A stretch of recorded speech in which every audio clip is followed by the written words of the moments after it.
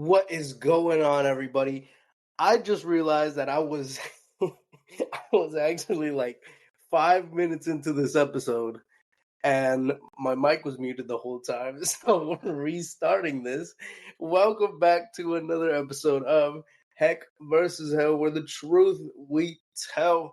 Welcome and welcome back to everyone tuning in today on this wonderful platform, the Real Double Dose channel, which is God anointed and appointed, always ordained by the greatest most high. Thank you for listening and tuning in on this wonderful day. And so, where I was before I realized that I was muted, I was speaking about science, right?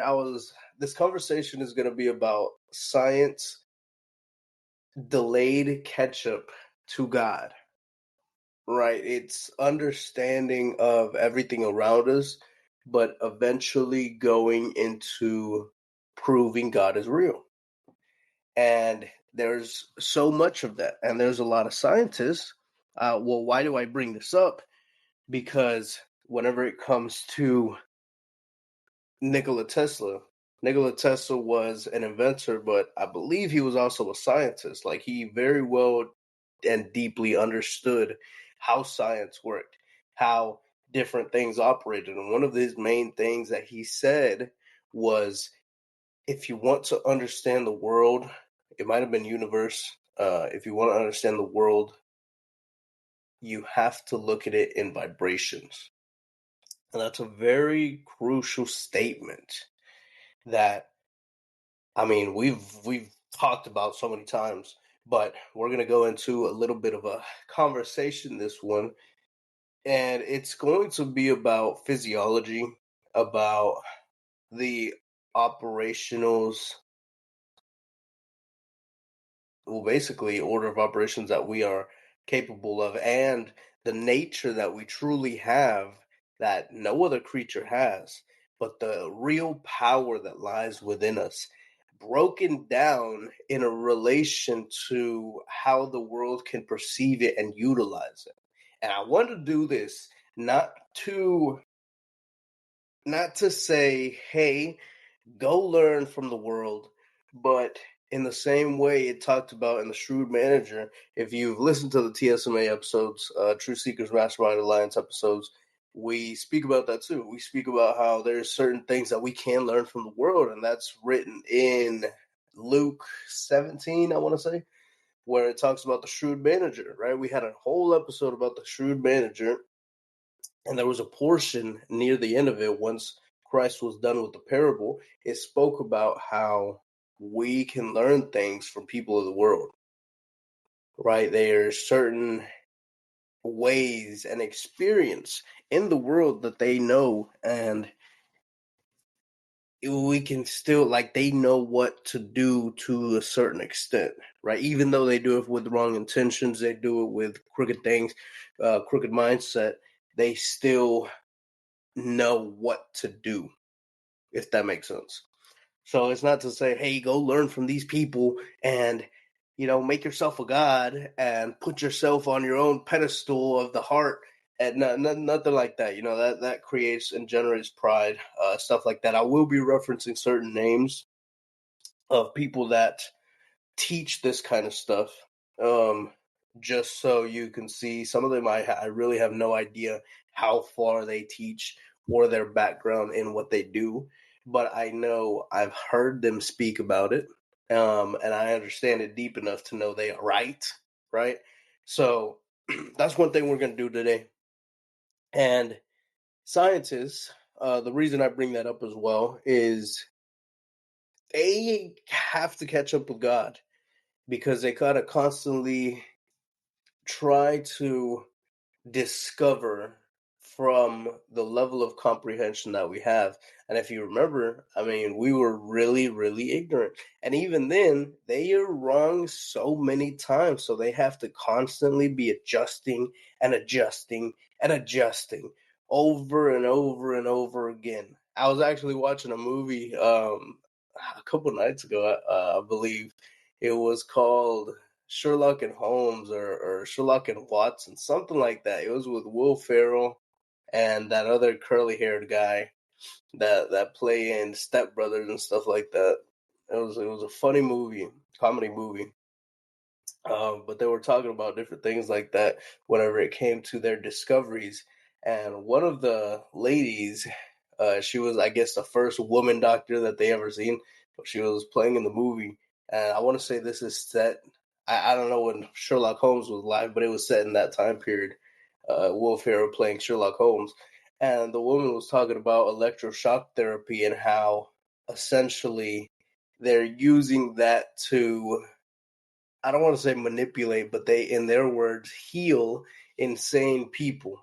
And like, oh, well, if we up the voltage enough and do this enough, it heals, and it's a groundbreaking discovery, all this other stuff, and it obviously, what from what they said, like a person with common knowledge, from what we know now, it's something that's like, no, don't do that. I can't remember exactly what it was, but it was such a silly input and funny writing that you just know, like, that's that's not what it is. But it just goes to show how there's been so much adaptations whenever it comes to so much of the knowledge that scientists have. Even now, they just recently discovered, I want to say over the past 20 years, but it may be even more recent than that, quantum physics. Understanding that space isn't actually empty, that there is something that connects everything in between everything else.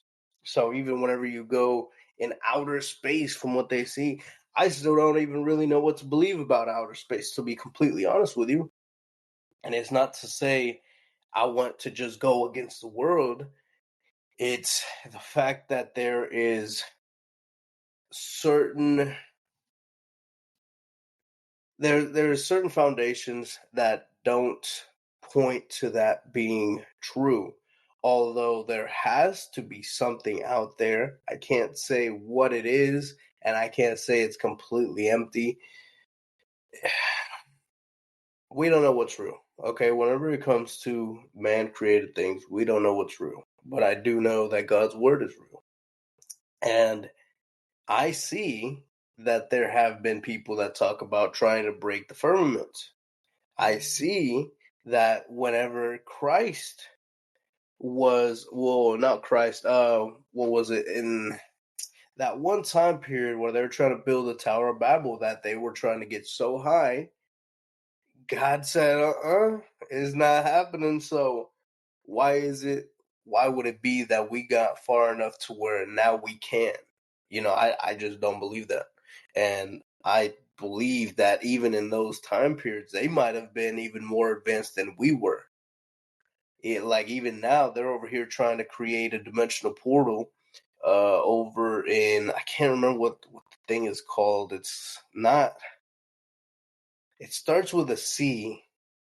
It almost reminds me of Cigna. I know that's like a marketplace insurance, health insurance, but that's kind of what it reminds me of. It's like a CI something over in maybe Sweden, somewhere in Europe for sure. But they're trying to create essentially something moving so fast. They got a bunch of particle accelerators and things like that, to where they're creating dimensional portals, or they're trying to. Now, as to whether they will succeed or not, they just might. That just might be the manner of how they prepare for the war with God, in which is appointed in Revelations. I can't tell you what it is. However, going a little off track there, they constantly have to continue adapting their knowledge, and that's why I can't trust it. That's why I can't trust what they are saying, because even whenever I was in school, they were talking about how space is empty. Or in science, they were saying space is empty, all this other stuff, how it's a vacuum and XYZ. And now, it's completely different. So it's like, which one is it? So I don't completely trust everything that I have learned up to a certain point, and everything needs to be tested. That's one thing that I currently don't have the capacity to test, but it is something that is not crucial enough to where I want to go out and seek it and actually do tests and spend millions and millions of dollars to go see if it's real for myself, that's not going to benefit me. That's not going to benefit the kingdom of heaven. So there's no point in me even having a belief system there. However, there are other factors and things that we can learn, right? Like it says in the Shrewd Manager, we can learn from people that are actually have proven things that we can test without having to spend millions and billions of dollars in order to understand. And one of those things has to do with everything right here in vibrations. Emoto, dang, I can't get his name. The guy from the Hidden Messages of Water, Japanese scientist, awesome. Isaru Emoto, I believe. Really, really wonderful books. I would definitely recommend that anyone listening should get it. Or if you have access to a library, maybe go see if it's in there. I'm not sure if it would be, but it's a wonderful book, and it speaks about the heavy influence of water, right? The real depth of water. But one thing that it does talk about and teaches is vibrations in the water. This man spent so much of his life going and just seeing how water reacts to frequencies. And even now, people are going and essentially putting a picture above or below water, letting it sit there for a while, and then they freeze the water, and then whenever you actually look at it, the water kind of outlines the picture, which is super fascinating, and it's very interesting as well. But once again, whenever you look at everything, you got to think of it in vibrations, and that's what's very crucial of how we have our conversations. Lex, myself, um, really, so much of us here on the platform, we understand that so much is vibrations. It comes with the belief systems that you hold in place, right? That is the basic foundational understanding of where it comes from. So, one way that I was actually introduced in it was understanding belief systems. And belief systems are essentially the systems of belief that you hold, what it is that you believe. And some of them are very powerful, but ultimately there are key ones that influence your overall reality, how you operate, what you do subconsciously, your character, your identity. And these are incredibly impactful pieces of who you are. And I would say who you currently are and who you will be and who you once were. Because we are constantly growing. If we end up getting to a point where we stop growing, I mean, we're in a way dead, right? So we got to constantly grow and adapt.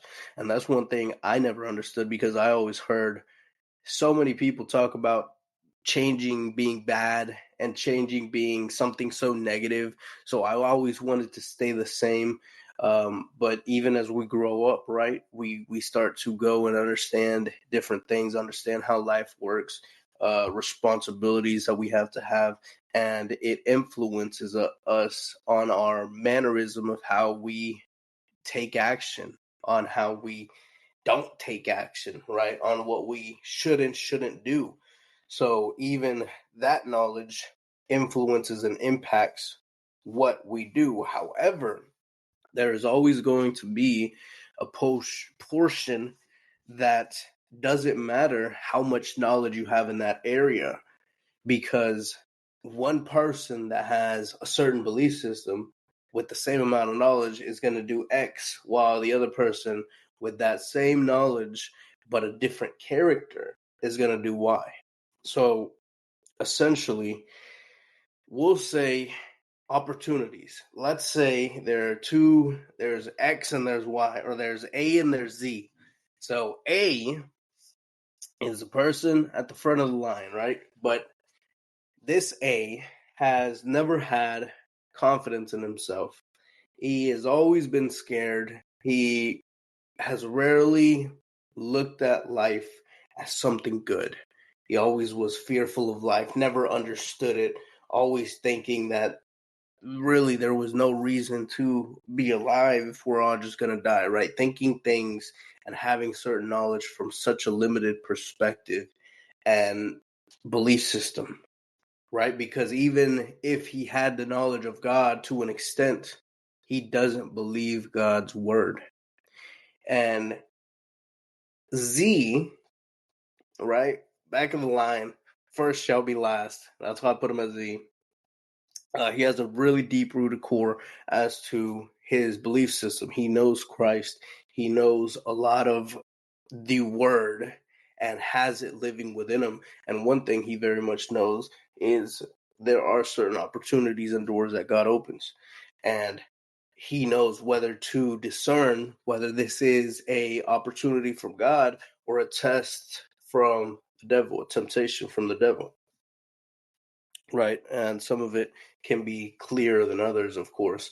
But character A decides that he's not going to take it, right? Whether that be fear of failure, fear of not wanting to look silly, fear of notoriety, or simply just not believing that he isn't worth it, that he doesn't deserve that kind of opportunity, that opportunity will eventually fade away because he's not worth it. And ultimately, there are people that have those type of belief systems, even whenever it comes to bringing people into their lives, right? God puts one of his children in another person's life and they believe that. Yet because of that strong-willed belief, they always manage to find a way to self-sabotage. So put it in this way, the self-sabotage, let's get a little off track whenever it comes to this A and Z. The person goes, and if they believe something like that, let's say you have a partner, and they just believe they're not worthy. They believe that they aren't worth real love. They don't deserve it. Their value in which they hold themselves is really low because maybe they don't understand proper value, right? Maybe they have their value attached to something that they don't currently have, or they just are unaware or believe what other people have said to them in the past, and that's what they believe their value is, their identity, their standing. And so they get to a point where they just constantly don't believe it in their head and in their head. And those belief systems, like we having this conversation, we can understand that a lot of that too. Those belief systems that are not aligned with God, in a sense, are sinning. Because God said, God says everything outside of Him is essentially death. So we have these things, and it becomes open doors for adversaries. And so much of this time, you can see it, you can pay attention and do it yourself. Start studying how people act. And physiology and psychology, those are two things that I personally love to comprehend. Even if I don't study it, even if I don't go into it, I pay attention to it.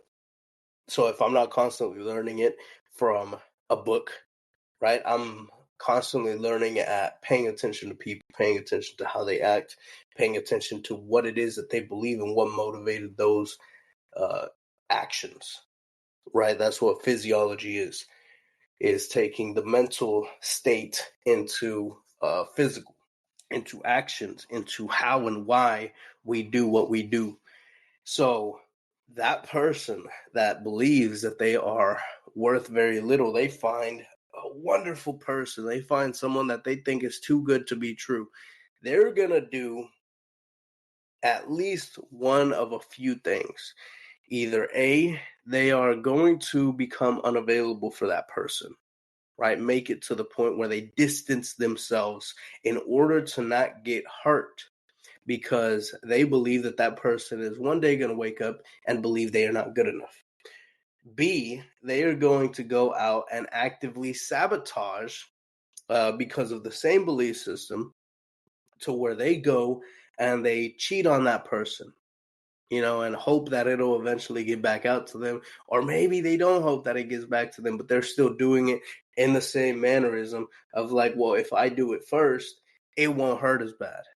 Or B, they're just going to go and find a way to mess everything up in the sense of starting arguments, of planting the seeds in that person's mind of them not being good enough, right? Of getting that partner to believe the same thing that they believe. There's obviously different actions that different people can also do as well, but those are some of the main three that happen in situations like that, right? And that's where we're also going to have conversations of entanglements. So yeah, that's going to be actually, I was just told by Lex yesterday about how there's been a lot of questions and emails about entanglements and soul ties, which we will have. We still plan on rolling out and having. That's just a little injection right there, so you won't think that I forgot about it. But yeah, no, that's one of the main things that they do is those three aspects, those three elements. They find a way to make it to the point where they mess up the relationship ultimately. A lot of people do that. It's really crazy. And that's kind of where it is, right? That's kind of where the physiology lines up with belief systems. So now going back to subject A and subject Z.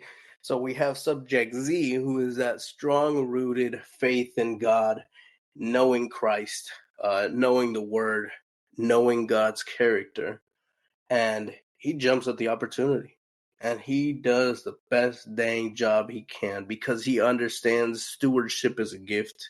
He understands that it's a blessing, and everything you do, you must do it with the best of your ability. And he understands that grace is something given, even if not deserved, right? And there's those opportunities and positions that, in the same way, they're graceful. They're graceful opportunities by God.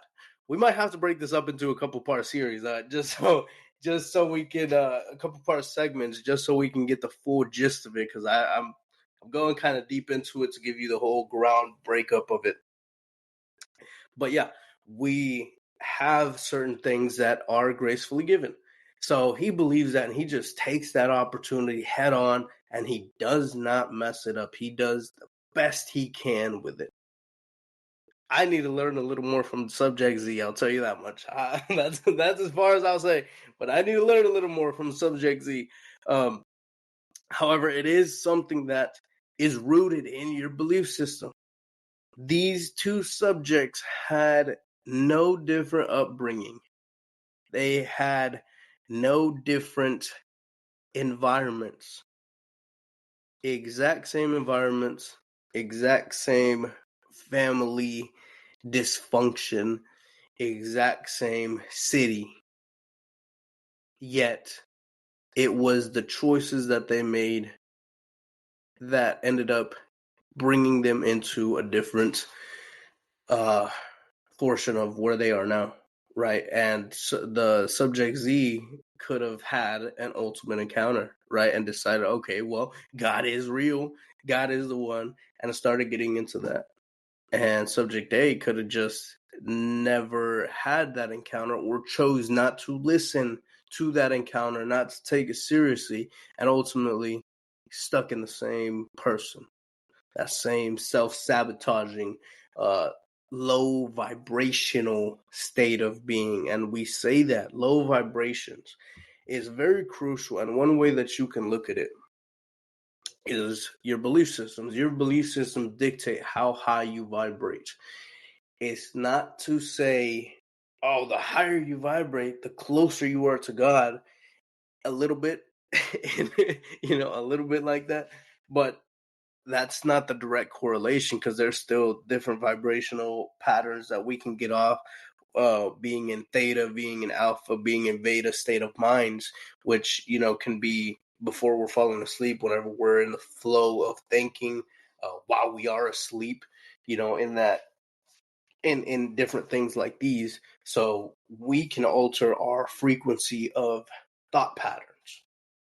However, our overall frequency of what we vibrate to and what we resonate with is one that I can't exactly graph right now, but I do understand that there are difference in vibrations between someone that has really crappy, I'll put it that way, belief systems, like someone as subject A.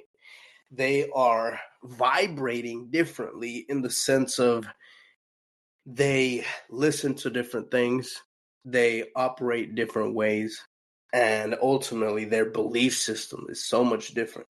And you'll really see that whenever it comes to, even if you look at people that are out here getting wealth, right? There's so many people that talk about, oh, I had to leave my old friends behind or stuff like this. And it's a mentality issue. A it's never a personal issue per se, in the sense of, hey, you know what, we just decided that it was best for the both of us, or you know what, he was just down a different path, which ultimately is one of the biggest things, in the sense of, well, he's on a journey with God now, and I'm on a journey with money now. It's nothing like that. It's more so always going to be either a personal issue where that person gets envious and jelly because they are not operating on the same level. Their belief system is still the same. That's one thing that went on with me. Whenever I had to drop some people that I was very close with, it was just a whole different mindset. They didn't want to do better for themselves, for their children, because some of them had children, for their overall life and destination of where they will end up. And that's a huge factor, because it always tried to influence me to get to another state of being, to go and revert back to those ways, for them to try to convince me of being on that side. And at that time, I was still barely coming into Christ. So I didn't have the full armor of God. I wasn't equipped with the word to be able to counter their things. I just knew, right? I just had the faith. I'm just like, yo, I know what it is. I'm like, no matter how convincing you may be, no matter how much you sound like I know what truth is because I felt it. And that's a huge difference. I just couldn't, have the rebuttals to say or give certain answers to certain questions that they would ask rhetorically, or that they would ask in a sense of a condescending manner. And I had to go, and ultimately I'm like, oh, I can't talk to you no more. I just cut him off. I'm like, no, I can't do that. I gotta get in with my God. I gotta lock in, as they say, right? I gotta lock in with my God. And that's just kind of how I started going. And it it was crucial. It was very crucial. And thankfully I also came across Lex, that showed me more understanding of who and what God is. Huge blessing, definitely. I will say God's a point. She's like a modern day Paul, right? In a different way, in her own way. I would say she's a modern day Lex because she's in her own category. Um, but yeah, she taught me so much of what I understand now. There's some things that I somewhat knew coming in before I met her. However, yeah, I can attribute a lot of it to her, and of course to the Holy Spirit, never denying God whatsoever. But I say that to say that even in the Bible, it speaks about how when you walk, when two walk together, or how can two walk together when they disagree? And it also speaks about, I can't remember the exact one because it's so mixed up in all these different sayings. You know, one bad apple ruins a whole bunch, and lion don't hang out with sheep. But essentially, it's that same one. You know, you don't keep bad company. I feel like there was a more depictive and descriptive parable or relation to it. I can't remember it right now, but it's the same way. You know, even the Bible teaches that you just don't belong in that circle.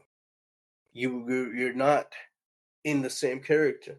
Bad company corrupts good morals, meaning if you're around someone enough, you're going to become more like them. They're going to influence you. You become more one with that person, and that can be dangerous. That can be dangerous. That's why it is crucial to get rid of certain relationships because they are not serving you, and they sure as heck versus hell are not serving the Most High. We're gonna break this up into a couple parts here. Excuse me, because yeah, we're gonna go into different things right now, and I'm actually excited about this.